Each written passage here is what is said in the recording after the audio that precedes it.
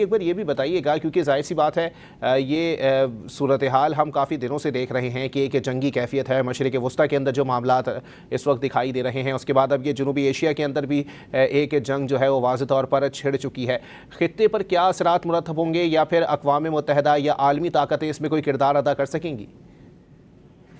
جی بالکل آپ نے صحیح کہا. اور اگر آپ جو دیکھیں مڈل ایسٹ ہو یا جنوبی ایشیا ہو تو سب میں جو برائی کی جڑ ہے وہ ایک ہی ہے، اور وہ جو ہے ان سب کو سپورٹ بھی کرتا ہے اور وہ پالیسی بھی ان کی چلتی ہے. اور بدقسمتی سے جو افغانستان جس کی تبکی پہ لگا ہوا ہے تو وہی ملک جو ہے وہ مڈل ایسٹ میں بھی مطلب یہی پالیسی لے کے جا رہا ہے، چلتا ہے. تاہم یہ جو صورتحال یقیناً اس وقت جو دنیا کی ہے، اس وقت جو مختلف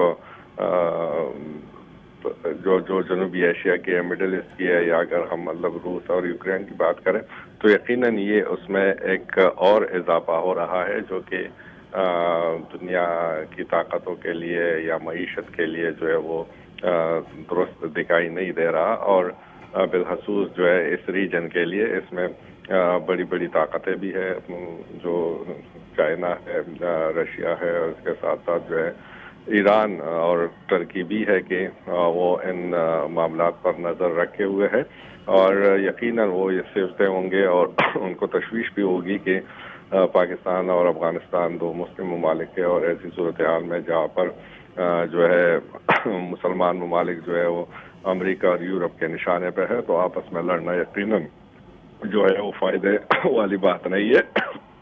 مداخلت بھی وہ کریں گے. تاہم اس وقت صورتحال یہی ہے کہ افغان طالبان جو ہے وہ طاقت، نشے اور تکبر کے خمار میں ہے. اس سے بات چیت کے لیے اس سے نکلنے ہوگا، اور اس خمار لیکن علی کو اکبر یہ توڑنے کے جنگ لیے شروع جو ہوئے ہے ہوئے یہ کافی جو ہے وہ اسٹریٹجی ٹائم ہو چکا ہے. لگتا ہے کہ دنیا کے کچھ ممالک چاہتے ہیں کہ پہلے ٹھیک ٹھاک پھیٹی لگ جائے، اس کے بعد پھر ہم جو ہے وہ انٹرفیئر کریں، اور اس کے بعد پھر ہم دونوں ممالک سے بات کریں جنگ بندی کے اوپر.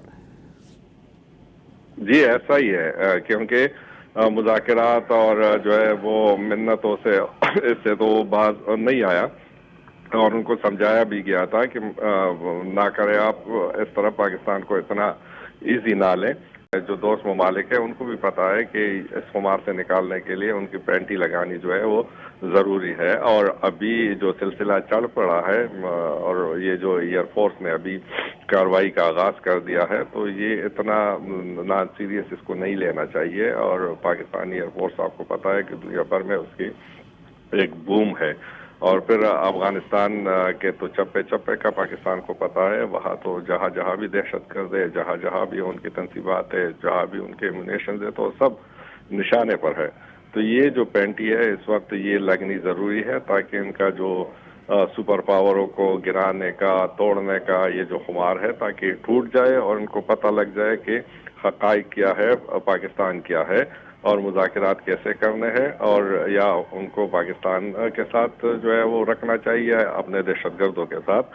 اور اس وقت جو ہے وہ دنیا بھی یہ کہہ رہی ہے کہ پاکستان کے اندر جو ہے وہ دہشت گرد موجود ہے. جو ہر ملک کا جو دہشت گرد تنظیم ہے ان کے نمائندے موجود ہیں. یہ آپ نے دیکھا ہوگا کہ اقوام متحدہ نے بھی اس طرف جو ہے وہ بات کی تھی کہ پاکستان افغانستان اس معاملے کو ختم کرے. اس کے ساتھ امریکہ بھی وقتاً فوقتاً افغانستان کو تبلیغ کرتا آیا ہے. پوری دنیا کو پتا ہے کہ وہاں پر دہشت گرد موجود ہیں. تو یہ رات افغانستان کے لیے بہت بھاری ہے، اور اسی سے حل بھی نکلے گا کہ جب خمار ٹوٹ جائے گا تو بات چیت بھی شروع ہو جائے گی.